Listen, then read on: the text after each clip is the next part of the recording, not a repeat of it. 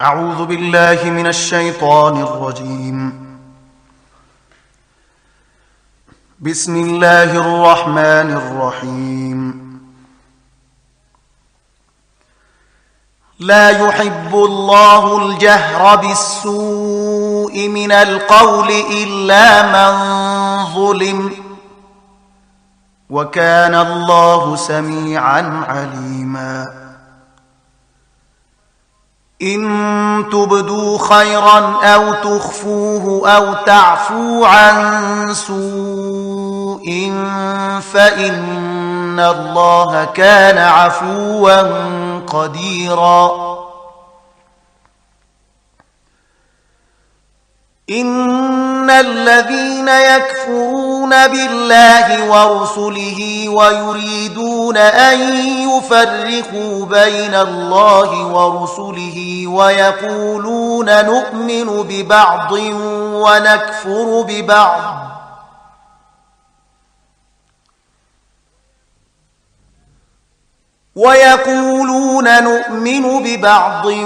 ونكفر ببعض ويريدون أن يتخذوا بين ذلك سبيلا. أولئك هم الكافرون حقا، وأعتدنا للكافرين عذابا مهينا. والذين آمنوا بالله ورسله ولم يفرقوا بين أحد منهم أولئك سوف يؤتيهم أجورهم، وكان الله غفورا رحيما. يسألك أهل الكتاب أن تنزل عليهم كتابا من السماء، فقد سألوا موسى أكبر من ذلك فقالوا أرنا الله جهرة فأخذتهم الصاعقة بظلمهم، ثم اتخذوا العجل من بعد ما جاءتهم البينات فعفونا عن ذلك وآتينا موسى سلطانا مبينا. ورفعنا فوقهم الطور بميثاقهم وقلنا لهم ادخلوا الباب سجدا وقلنا لهم لا تعدوا في السبت وأخذنا منهم ميثاقا غليظا. فبما نقضهم ميثاقهم وكفرهم بآيات الله وقتلهم الأنبياء بغير حق وقولهم قلوبنا غلف، بل طبع الله عليها بكفرهم فلا يؤمنون إلا قليلا. وبكفرهم وقولهم على مريم بهتانا عظيما، وقولهم إنا قتلنا المسيح عيسى ابن مريم رسول الله وما قتلوه وما صلبوه ولكن شبه لهم، وإن الذين اختلفوا فيه لفي شك منه ما لهم به من علم إلا اتباع الظن، وما قتلوه يقينا بل رفعه الله إليه، وكان الله عزيزا حكيما. وإن من أهل الكتاب إلا ليؤمنن به قبل موته ويوم القيامة يكون عليهم شهيدا فبظلم من الذين هادوا حرمنا عليهم طيبات أحلت لهم وبصدهم عن سبيل الله كثيرا وأخذهم الربا وقد نهوا عنه وأكلهم أموال الناس بالباطل وأعتدنا للكافرين منهم عذابا أليما لكن الراسخون في العلم منهم والمؤمنون يؤمنون بما أنزل إليك وما أنزل من قبلك والمقيمين الصلاة والمؤتون الزكاة والمؤمنون بالله واليوم الآخر أولئك سنؤتيهم أجرا عظيما إنا أوحينا إليك كما أوحينا إلى نوح والنبيين من بعده وأوحينا إلى إبراهيم وإسماعيل وإسحاق ويعقوب وأوحينا إلى إبراهيم وإسماعيل وإسحاق ويعقوب والأسباط وعيسى وأيوب ويونس وهارون وسليمان وآتينا داود زبورا ورسلا قد قصصناهم عليك من قبل ورسلا لم نقصصهم عليك وكلم الله موسى تكليما رسلا مبشرين ومنذرين لئلا يكون للناس على الله حجة بعد الرسل وكان الله عزيزا حكيما لكن الله يشهد بما أنزل إليك أنزله بعلمه والملائكة يشهدون وكفى بالله شهيدا إن الذين كفروا وصدوا عن سبيل الله قد ضلوا ضلالا بعيدا إن الذين كفروا وظلموا لم يكن الله ليغفر لهم ولا ليهديهم طريقا إلا طريق جهنم خالدين فيها أبدا وكان ذلك على الله يسيرا يا أيها الناس قد جاءكم الرسول بالحق من ربكم فآمنوا خيرا لكم وإن تكفروا فإن لله ما في السماوات والأرض وكان الله عليما حكيما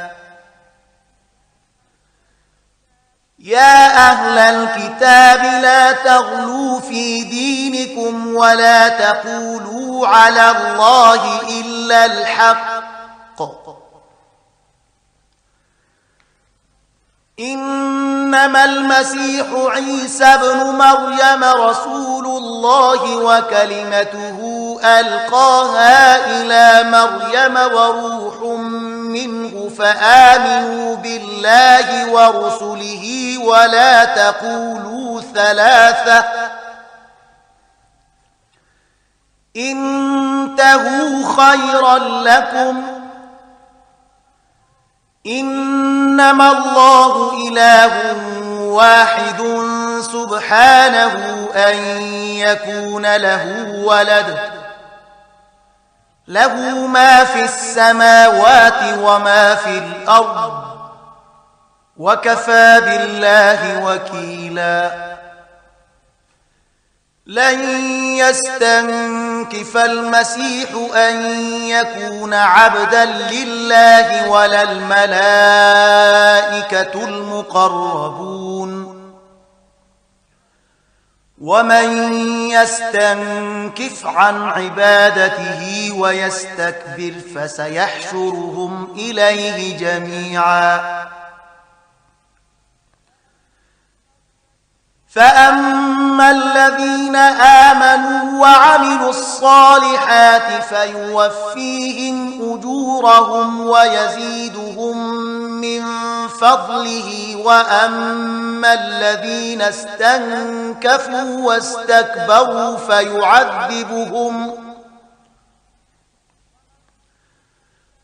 وأما الذين استنكفوا واستكبروا فيعذبهم عذابا أليما ولا يجدون لهم من دون الله وليا ولا نصيرا يا أيها الناس قد جاءكم برهان من ربكم وأنزلنا إليكم نورا مبينا فأما الذين آمنوا بالله واعتصموا به فسيدخلهم في رحمة منه وفضل ويهديهم إليه صراطا مستقيما يستفتونك قل الله يفتيكم في الكلالة إن امرؤ هلك ليس له ولد وله أخت فلها نصف ما ترك وهو يرثها إن لم يكن لها ولد فإن كانت اثنتين فلهما الثلثان مما ترك وإن كانوا إخوة رجالا ونساء فللذكر مثل حظ الأنثيين يبين الله لكم أن تضلوا والله بكل شيء عليم بسم الله الرحمن الرحيم يا أيها الذين آمنوا أوفوا بالعقود أحلت لكم بهيمة الأنعام إلا ما يتلى عليكم غير محل الصيد وأنتم حرم إن الله يحكم ما يريد يا أيها الذين آمنوا لا تحلوا شعائر الله ولا الشهر الحرام ولا الهدي ولا القلائد ولا آمين البيت الحرام يبتغون فضلا من ربهم ورضوانا وإذا حللتم فاصطادوا ولا يجرمن يجرمنكم شنآن قوم أن صدوكم عن المسجد الحرام أن تعتدوا وتعاونوا على البر والتقوى ولا تعاونوا على الإثم والعدوان واتقوا الله إن الله شديد العقاب. حرمت عليكم الميتة والدم ولحم الخنزير وما أهل لغير الله به والمنخنقة والموقوذة والمتردية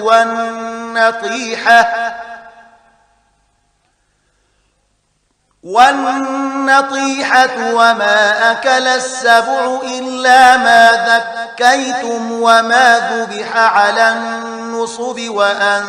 تستقسموا بالأزلام ذلكم فسق.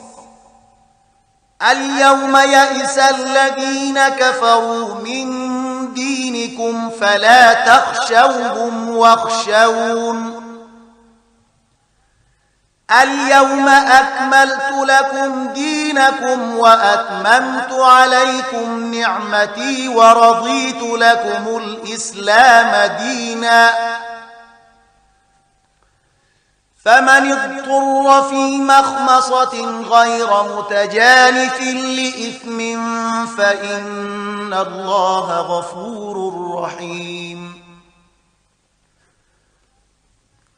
يسألونك ماذا أحل لهم قل أحل لكم الطيبات وما علمتم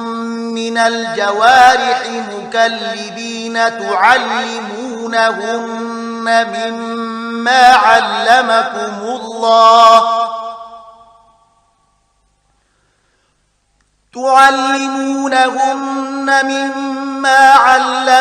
الله فكلوا مما أمسكن عليكم واذكروا اسم الله عليه واتقوا الله إن الله سريع الحساب. اليوم أحل لكم الطيبات وطعام الذين أوتوا الكتاب حل لكم وطعامكم حل لهم والمحصنات من المؤمنات والمحصنات من الذين أوتوا الكتاب من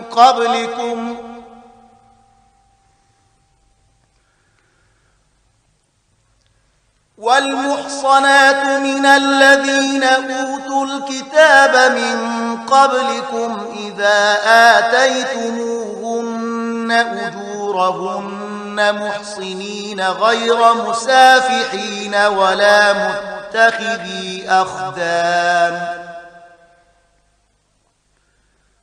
ومن يكفر بالإيمان فقد حبط عمله وهو في الآخرة من الخاسرين. يا أيها الذين آمنوا إذا قمتم إلى الصلاة فاغسلوا وجوهكم وأيديكم إلى المرافق وامسحوا برؤوسكم وأرجلكم إلى الكعبين وإن كنتم جنبا فاطهروا وإن كنتم مرضى أو على سفر أو جاء أحد منكم من الغائط أو لامستم النساء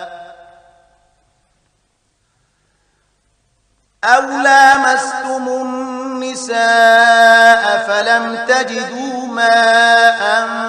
فتيمموا صعيدا طيبا فامسحوا بوجوهكم وأيديكم منه ما يريد الله ليجعل عليكم من حرج ولكن يريد ليطهركم وليتم نعمته عليكم لعلكم تشكرون واذكروا نعمة الله عليكم وميثاقه الذي واثقكم به إذ قلتم سمعنا وأطعنا واتقوا الله إن الله عليم بذات الصدور يا أيها الذين آمنوا كونوا قوامين لله شهداء بالقسط ولا يجرمنكم شنآن قوم على ألا تعدلوا اعدلوا هو أقرب للتقوى واتقوا الله إن الله خبير بما تعملون وعد الله الذين آمنوا وعملوا الصالحات لهم مغفرة وأجر عظيم والذين كفروا وكذبوا بآياتنا أولئك أصحاب الجحيم يا أيها الذين آمنوا اذكروا نعمة الله عليكم إذ هم قوم أن يبسطوا إليكم أيديهم فكف أيديهم عنكم واتقوا الله وعلى الله فليتوكل المؤمنون ولقد أخذ الله ميثاق بني إسرائيل وبعثنا منهم 12 نقيبا وقال الله إني معكم لئن أقمتم الصلاة وآتيتم الزكاة وآمنتم برسلي وعزرتموهم وأقرضتم الله قرضا حسنا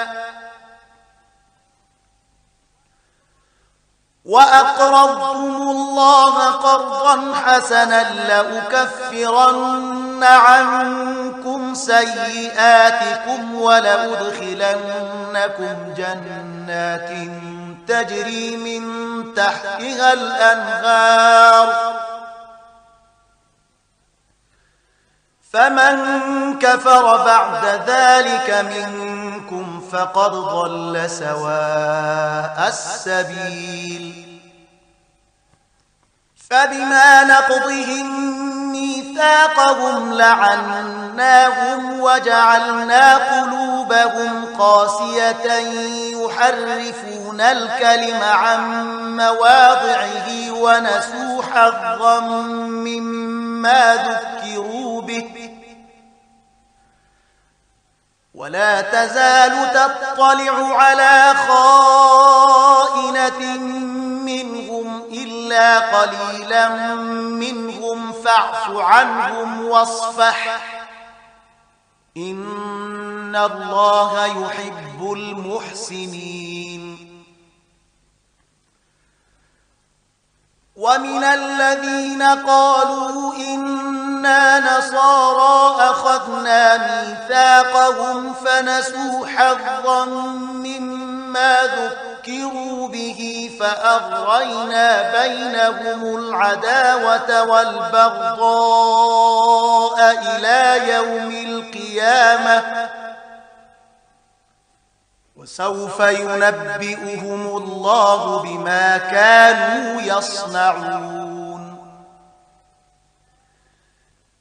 يا أهل الكتاب قد جاءكم رسولنا يبين لكم كثيرا مما كنتم تخفون من الكتاب ويعفو عن كثير قد جاءكم من الله نور وكتاب مبين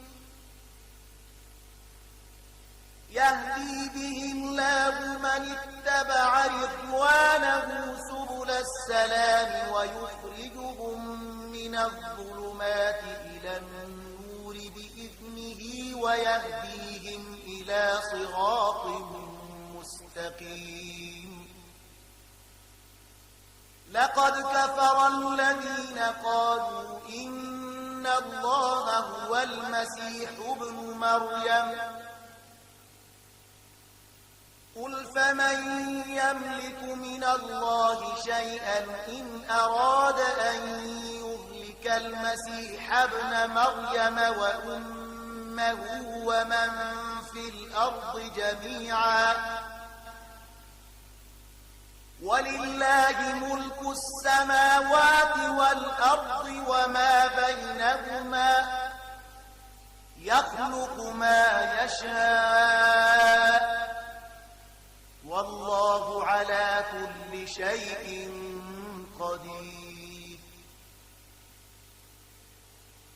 وقالت اليهود والنصارى نحن أبناء الله وأحباؤه قل فلم يعذبكم بذنوبكم بل أنتم بشر ممن خلق يغفر لمن يشاء ويعذب من يشاء ولله ملك السماوات والأرض وما بينهما وإليه المصير يا أهل الكتاب قد جاءكم رسولنا يبين لكم على فترة من الرسل أن تقولوا ما جاءنا من بشير ولا نذير فقد جاءكم بشير ونذير والله على كل شيء قدير وإذ قال موسى لقومه يا قوم اذكروا نعمة الله عليكم إذ جعل فيكم أنبياء وجعلكم ملوكا وآتاكم ما لم يؤت أحدا من العالمين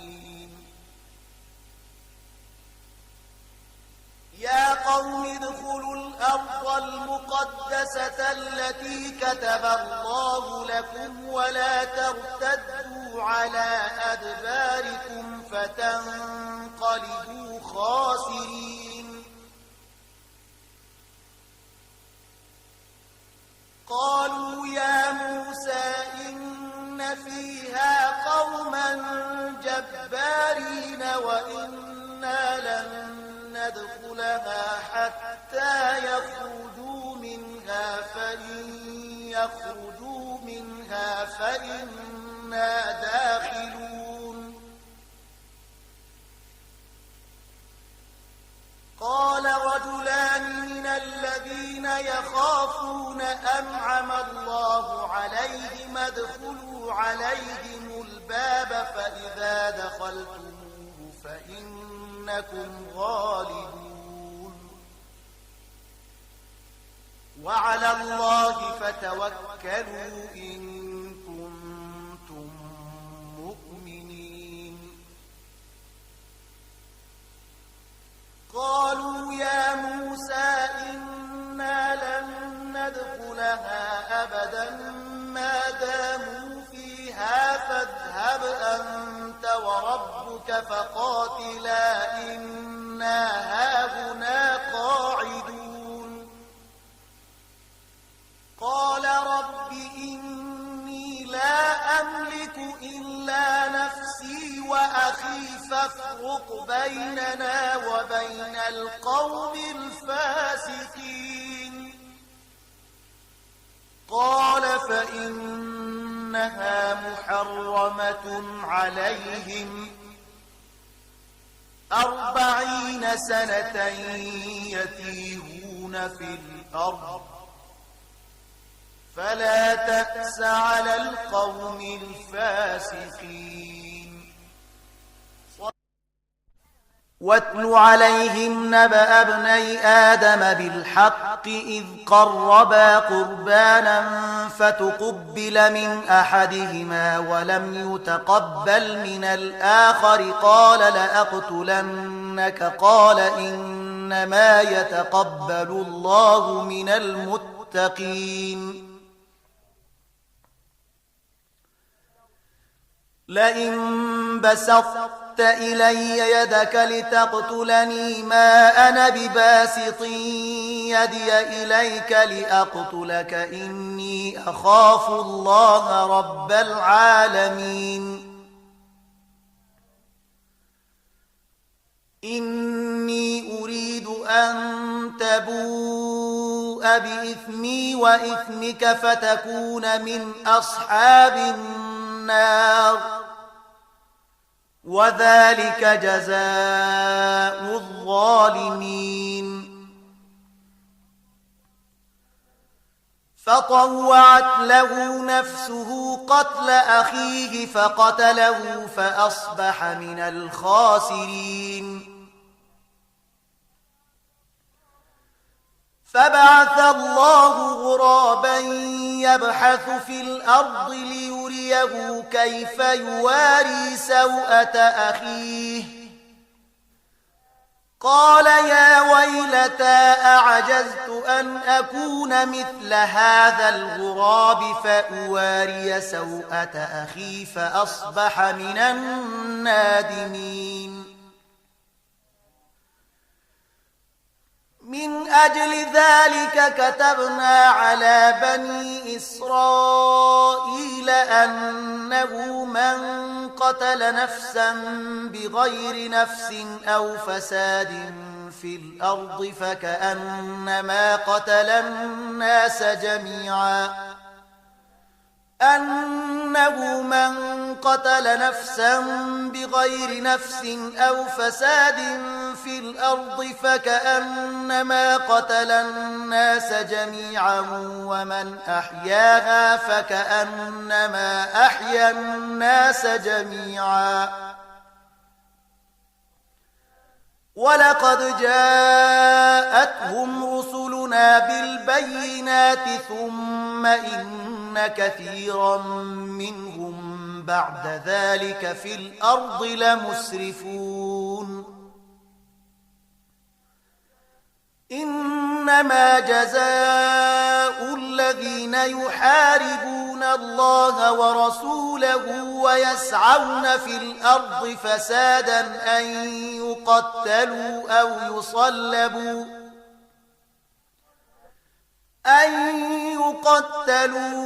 يصلبوا أو تقطع أيديهم وأرجلهم من خلاف أو ينفوا من الأرض ذلك لهم خزي في الدنيا ولهم في الآخرة عذاب عظيم. إلا الذين تابوا من قبل أن تقدروا عليهم فاعلموا أن الله غفور رحيم. يا أيها الذين آمنوا اتقوا الله وابتغوا إليه الوسيلة وجاهدوا في سبيله لعلكم تفلحون. إن الذين كفروا لو أن لهم ما في الأرض جميعا ومثله معه ليفتدوا به من عذاب يوم القيامة ما تقبل منهم ولهم عذاب أليم. يريدون أن يخرجوا من النار وما هم بخارجين منها ولهم عذاب مقيم. والسارق والسارقة فاقطعوا أيديهما جزاء بما كسبا نكالا من الله والله عزيز حكيم. فمن تاب من بعد ظلمه وأصلح فإن الله يتوب عليه إن الله غفور رحيم. ألم تعلم أن الله له ملك السماوات والأرض يعذب من يشاء ويغفر لمن يشاء والله على كل شيء قدير. يا أيها الرسول لا يحزنك الذين يسارعون في الكفر من الذين قالوا آمنا بأفواههم ولم تؤمن قلوبهم ومن الذين هادوا سماعون للكذب سماعون لقوم آخرين لم يأتوك يحرفون الكلم من بعد مواضعه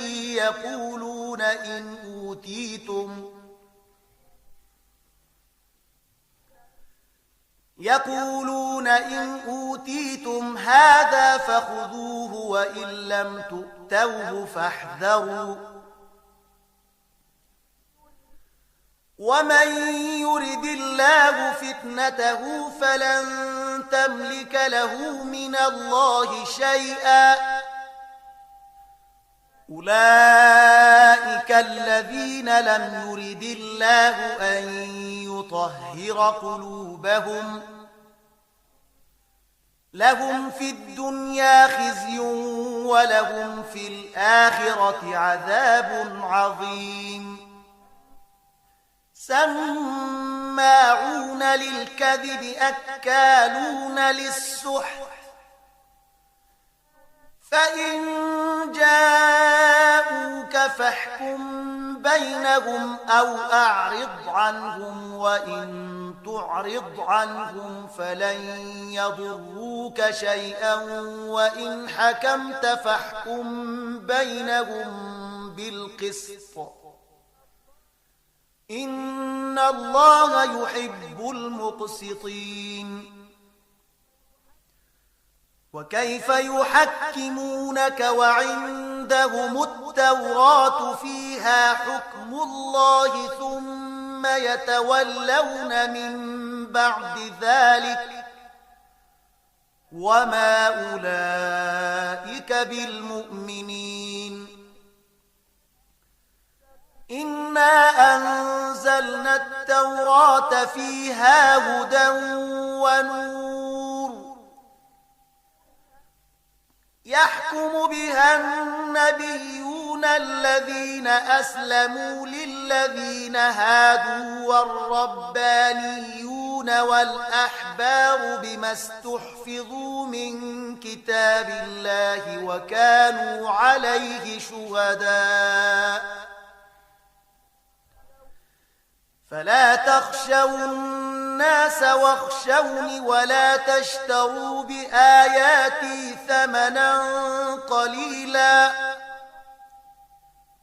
ومن لم يحكم بما أنزل الله فأولئك هم الكافرون.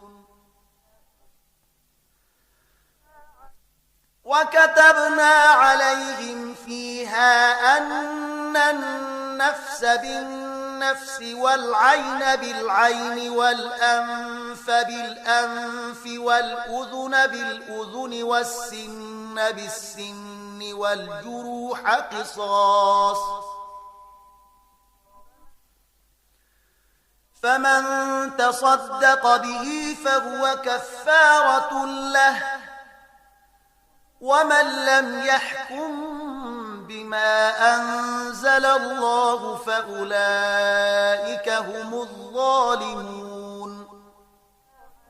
وقفينا على آثارهم بعيسى ابن مريم مصدقا لما بين يديه من التوراة وآتيناه الإنجيل فيه هدى ونور،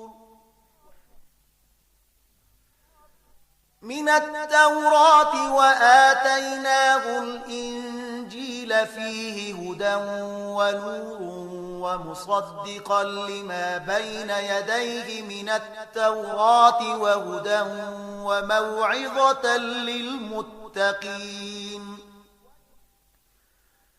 وليحكم أهل الإنجيل بما أنزل الله فيه، ومن لم يحكم بما أنزل الله فأولئك هم الفاسقون. وأنزلنا إليك الكتاب بالحق مصدقا لما بين يديه من الكتاب ومهيمنا عليه، فاحكم بينهم بما أنزل الله ولا تتبع أهواءهم عما جاءك من الحق، لكل جعلنا منكم شرعة ومنهاجا، ولو شاء الله لجعلكم أمة واحدة ولكن ليبلوكم فيما آتاكم فاستبقوا الخيرات، إلى الله مرجعكم جميعا فينبئكم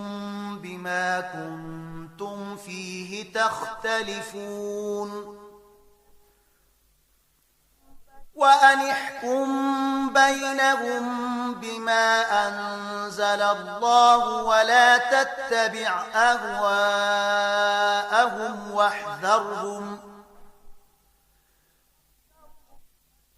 واحذرهم أن يفتنوك عن بعض ما أنزل الله إليك، فإن تولوا فاعلم أنما يريد الله أن يصيبهم ببعض ذنوبهم، وإن كثيرا من الناس لفاسقون. أفحكم الجاهلية يبغون، ومن أحسن من الله حكما لقوم يوقنون. يا أيها الذين آمنوا لا تتخذوا اليهود والنصارى أولياء، بعضهم أولياء بعض، ومن يتولهم منكم فإنه منهم، إن الله لا يهدي القوم الظالمين. فترى الذين في قلوبهم مرض يسارعون فيهم يقولون نخشى أن تصيبنا دائرة، فعسى الله أن يأتي بالفتح أو أمر من عنده فيصبحوا على ما أسروا في أنفسهم نادمين.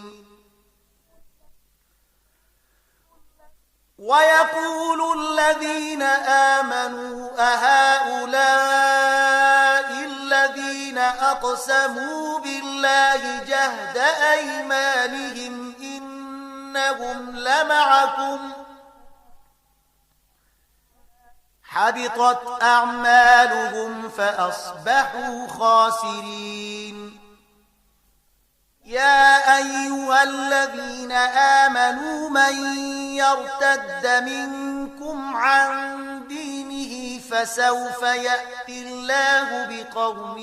يحبهم ويحبونه أذلة على المؤمنين أعزة على الكافرين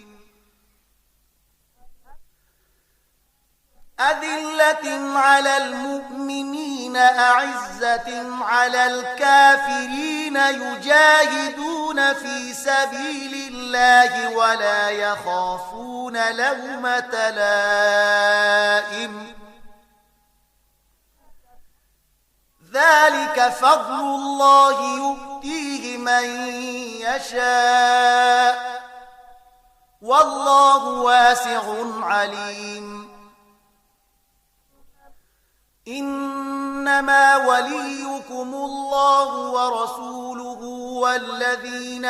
آمنوا الذين يقيمون الصلاة ويؤتون الزكاة وهم راكعون.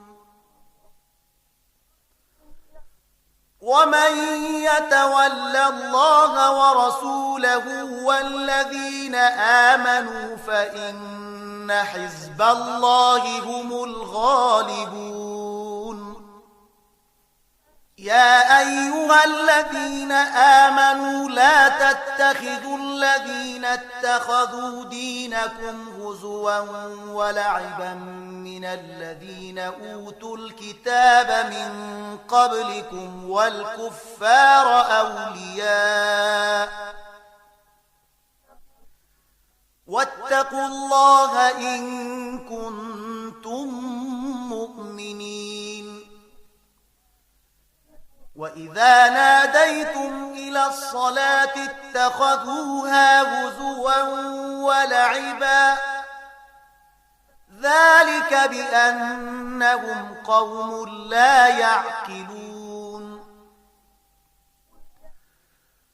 قل يا أهل الكتاب هل تنقمون منا إلا أن آمنا بالله وما أنزل إلينا وما أنزل من قبل وأن أكثركم فاسقون.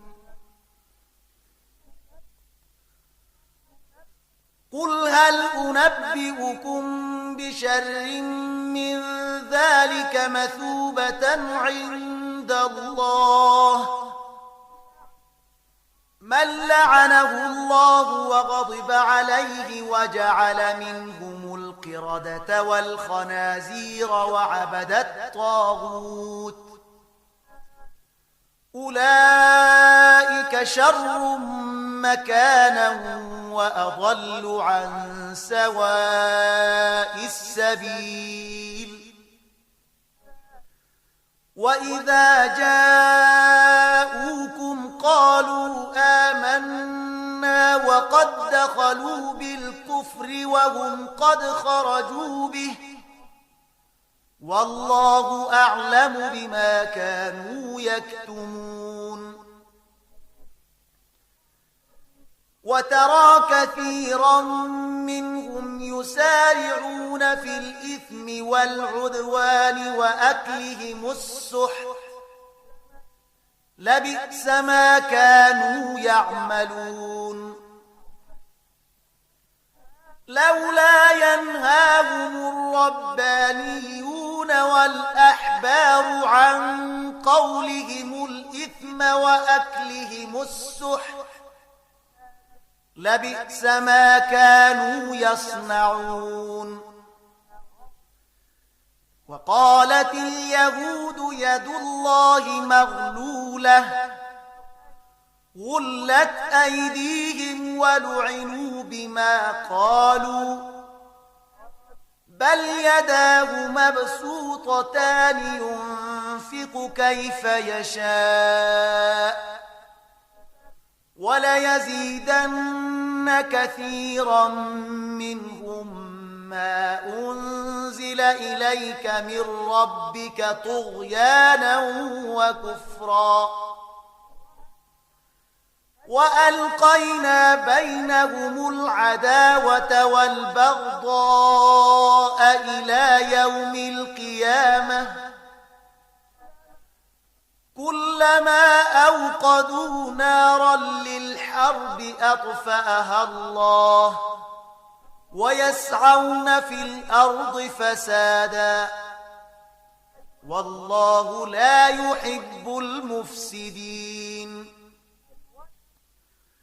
ولو أن أهل الكتاب آمنوا واتقوا لكفرنا عنهم سيئاتهم ولأدخلناهم جنات النعيم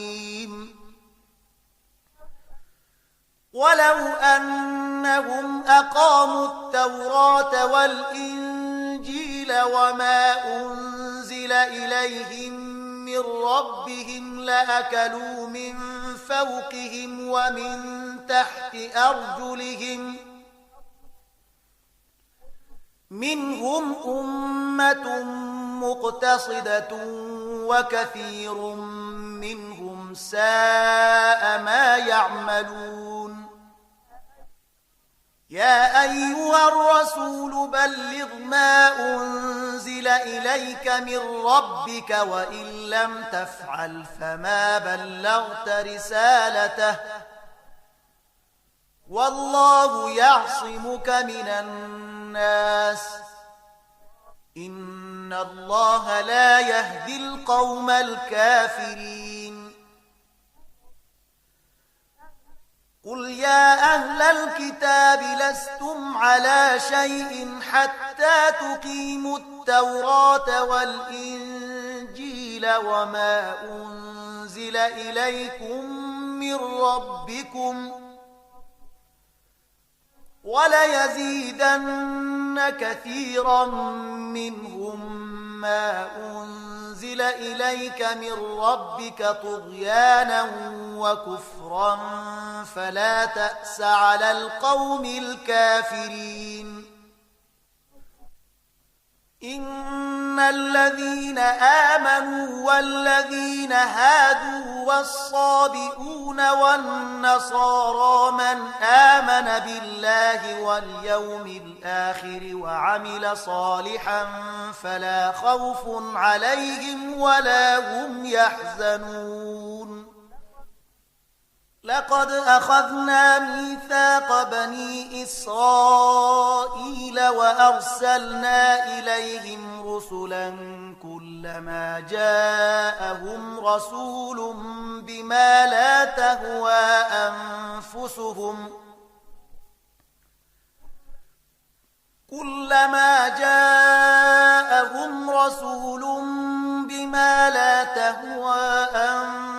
أنفسهم فريقا كذبوا وفريقا يقتلون وحسبوا ألا تكون فتنة فعموا وصموا ثم تاب الله عليهم ثم عموا وصموا كثير منهم والله بصير بما يعملون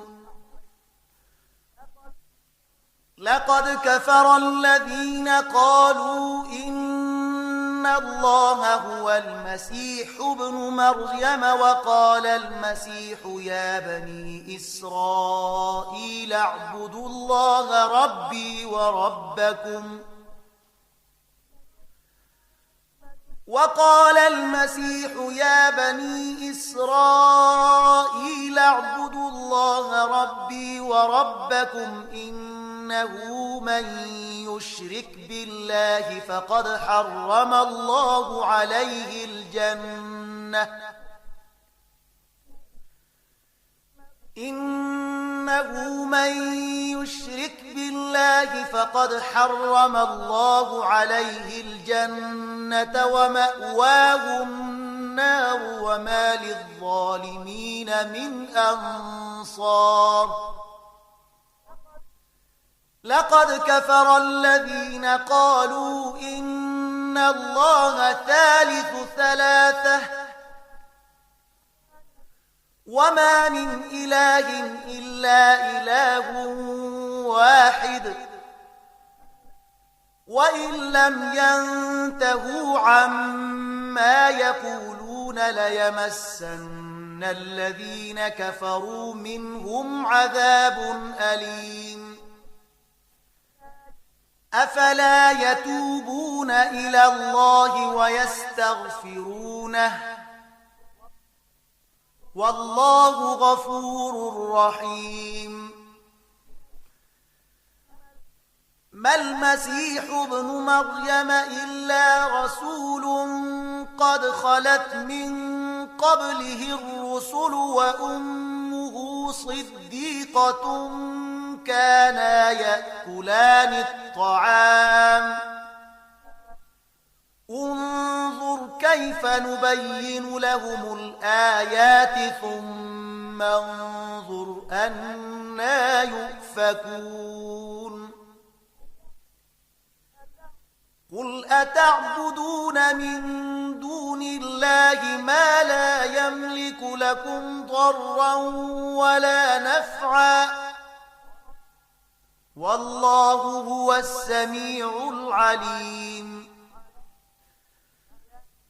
قل يا أهل الكتاب لا تغلوا في دينكم غير الحق ولا تتبعوا أهواء قوم قد ضلوا من قبل وأضلوا كثيرا ولا تتبعوا أهواء قوم قد ضلوا من قبل وأضلوا كثيرا وضلوا عن سواء السبيل لعن الذين كفروا من بني إسرائيل على لسان داود وعيسى بن مريم ذلك بما عصوا وكانوا يعتدون كانوا لا يتناهون عن منكر فعلوه لبئس ما كانوا يفعلون ترى كثيرا منهم يتولون الذين كفروا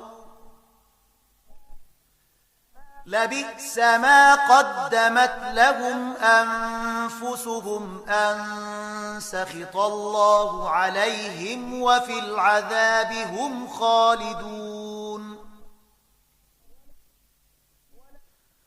ولو كانوا يؤمنون بالله والنبي وما أنزل إليه ما اتخذوهم أولياء ولكن كثيرا منهم فاسقون لتجدن أشد الناس عداوة للذين